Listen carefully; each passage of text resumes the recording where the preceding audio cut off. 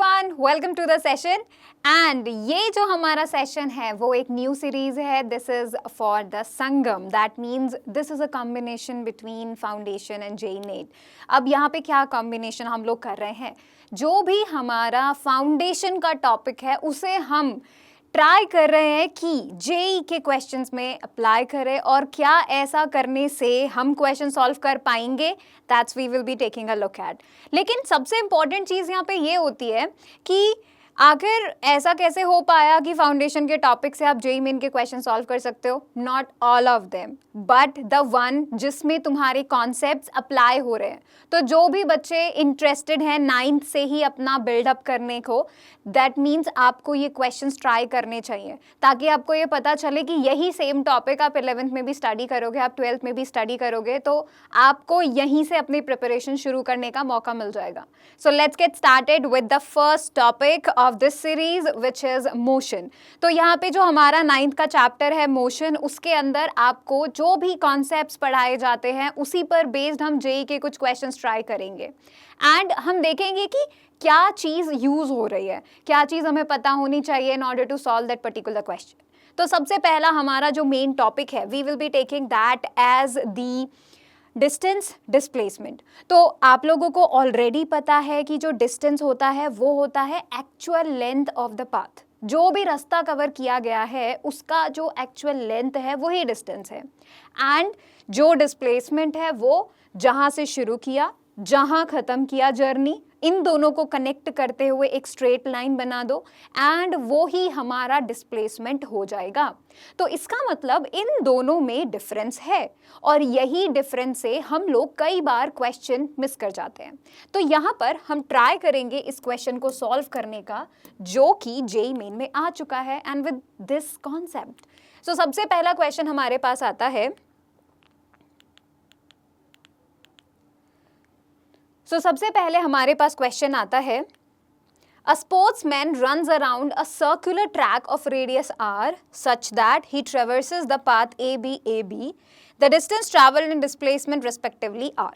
तो यहाँ पे क्या हुआ, यहाँ पर एक स्पोर्ट्स पर्सन है जो सर्कुलर ट्रैक के चारों तरफ उसकी बाउंड्री पे घूम रहा है, ठीक है। अब उसने कैसे अपना पाथ यहाँ पर कवर किया है, उसने किया है AB। ये है नंबर 1 पॉइंट जहां पर आप हो सकते हैं कंफ्यूज। कैसे, देखिए आप ए से शुरू करेंगे, आप बी तक जाएंगे, ठीक है। फिर आपको क्या लगेगा कि अब क्या करना है, तो कई बच्चे इसे बी टू ए लेकर खत्म कर देंगे, विच इज नॉट गुड। तो हमें यहाँ पे क्या करना है, लेट्स ट्राई दिस आउट। तो यहाँ पे हमें इस ए बी का ध्यान रखते हुए ए से शुरू करेंगे, ठीक है। This is our starting point. हम बी तक गए तो मतलब आधा रास्ता कवर हो गया। अब जब हम बी से निकले हैं तो वापस हम ए तक पहुंचे हैं, तो हमारा एक सर्कल कंप्लीट हो गया। ए से अब हम बी पे जाएंगे तो अब हमारा फाइनल ये पॉइंट हो गया। मतलब हम लोग बोल सकते हैं 1.5 रिवॉल्यूशंस हुए हैं, है ना। तो इस केस में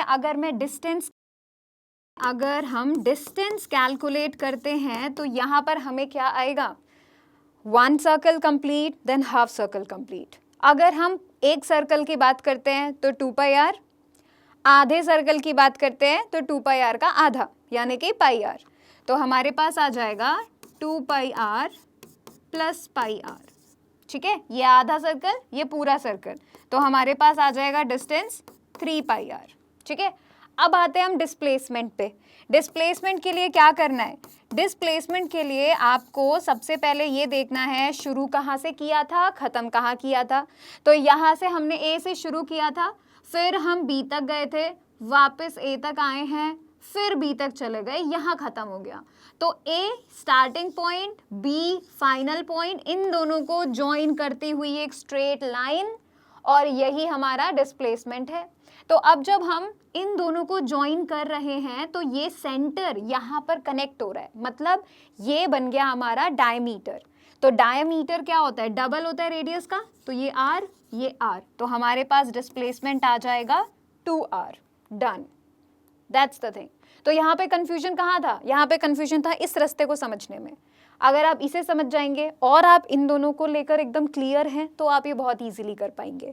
तो इसलिए हमारा जो करेक्ट आंसर है वो हमारा डी आ जाता है, ठीक है। अब हम एक और क्वेश्चन ट्राई कर लेते हैं. This states a cyclist starts from point P of a circular ground of radius 2 km and travels along its circumference to the point S. तो वो P से स्टार्ट करता है, वो पूरा सर्कल कवर अप करके S तक पहुंचता है. ठीक है, तो अब हमें बताना है डिस्प्लेसमेंट क्या है. अब यहाँ पर जो एक मिस्टेक कर सकते हैं, लेट्स सी दैट, जो मिस्टेक हम कर सकते हैं वो हम करेंगे कि पूरा का पूरा जो भी हमारा सर्कल है उसे लेकर, कई बच्चे क्या करेंगे, बैकवर्ड भी जा सकते हैं, कई फॉरवर्ड भी जा सकते हैं. ठीक है, लेकिन हमको इम्पॉर्टेंट क्या देखना है कि शुरू कहाँ किया, खत्म कहाँ किया. जब जब डिस्प्लेसमेंट की बात आए तो आपको यही दोनों पॉइंट्स ध्यान में रखने हैं. स्टार्ट कहाँ किया, फिनिश कहाँ किया, जॉइन दैम एंड फटाफट से स्ट्रेट लाइन का डिस्टेंस निकाल लो, खत्म. ठीक है, तो हमारे पास जो डिस्प्लेसमेंट आ जाता है वो डिस्प्लेसमेंट आएगा P और S, यानी कि इन दोनों को ज्वाइन करती हुई स्ट्रेट लाइन जो कि कुछ ऐसी दिखेगी. अब इसे कैलकुलेट करने के लिए आपको चाहिए रेडियस. ऐसा क्यों? अगर मैं सिर्फ इस ट्रायंगल को देखूं POS, ठीक है, अगर हम यहाँ पर इस ट्रायंगल को देख लेते हैं, ठीक है, ये P, ये O, ये S, ठीक है, यहाँ से पूरा घूम करके वो यहाँ तक पहुंचे थे, तो हमें कोई मतलब नहीं है कि वो कहाँ घूम कर गए थे. अगर डिस्टेंस पूछा होता तो हम उस पूरे रास्ते को देखते, लेकिन क्योंकि यहाँ डिस्प्लेसमेंट पूछा है तो हमें चाहिए स्टार्टिंग पॉइंट, हमें चाहिए फाइनल पॉइंट, खत्म. तो अब हमने क्या किया, शुरू यहाँ से किया था, खत्म यहाँ कर दिया है. ये जो है एक राइट एंगल ट्रायंगल की तरह लग रहा है ना. तो यहाँ पर हमारे पास आ जाता है रेडियस विच इज 2 किलोमीटर, ये वाला रेडियस 2 किलोमीटर, और ये वाला जो है हमारा डिस्प्लेसमेंट, तो मैं इसे D लिख देती हूँ. ठीक है, तो 2 और 2 ये परपेंडिकुलर, ये base, so 2 and 2 perpendicular, base और हाइपोटेनस. तो यहाँ पे उस PS स्ट्रेट लाइन को कैलकुलेट करने के लिए हमें चाहिए पाइथागोरस थ्योरम, जिसका मतलब ये हुआ हाइपोटेनस का स्क्वायर हमें मिलेगा बेस का स्क्वायर प्लस परपेंडिकुलर का स्क्वायर. तो इसका मतलब ये हुआ कि आई कैन हैव OP का square plus I can have OS का स्क्वायर. अब OP कितना है, 2 किलोमीटर, उसका स्क्वायर, OS भी 2, तो इसका स्क्वायर. तो हमारे पास आ गया 2 into 4, दैट मीन्स √8 किलोमीटर. तो √8 हमारा डिस्प्लेसमेंट आ गया है. ठीक है, अब पॉसिबल ऐसा भी हो सकता है कि आपको ऑप्शंस के अंदर √8 ना मिले, तो ऐसा भी हो सकता है कि वो इसे बाहर लेकर आ जाए. तो दूसरे वर्ड्स में वी कैन राइट 2√2 किलोमीटर. अब हो सकता है आपको इन दोनों में से कोई भी एक ऑप्शन में दिखे, तो दैट्स करेक्ट. तो आपको ऐसे कंफ्यूज नहीं होना. अगर आपका 2√2 आ रहा है और जो है ऑप्शंस में √8 दिया हुआ है, it's okay, try to simplify. ठीक है, हो सकता है आप बस एक स्टेप ही मिस कर रहे हो. तो we always need to be prepare for such kind of numbers. ठीक है, तो इसके बेसिस पे हमारा जो करेक्ट आंसर आ रहा है वो आ रहा है option B, which is √8 kilometre. ठीक है, तो यहाँ पर जो भी ऐसे क्वेश्चंस हैं जो कि आपके सिंपल 9th के कॉन्सेप्ट से सॉल्व हो रहे हैं, बिल्ड दोज. ठीक है, जब भी आपकी प्रिपरेशन स्टार्ट होगी आपको तब ऐसा लगेगा जैसे you are far behind, but instead अगर आप अभी से कॉन्सेप्ट्स को बिल्डअप करते चलेंगे तो आपको ईजी लगने लगेगा. सो तब आप बहुत सारे बच्चों से आगे निकल चुके होंगे ऑलरेडी जब आप 11th में आएंगे. तो दैट्स वाई अभी से तैयारी करना बहुत जो है ज़रूरी है, and just go for it. So that's all for today. Let's meet in the next session.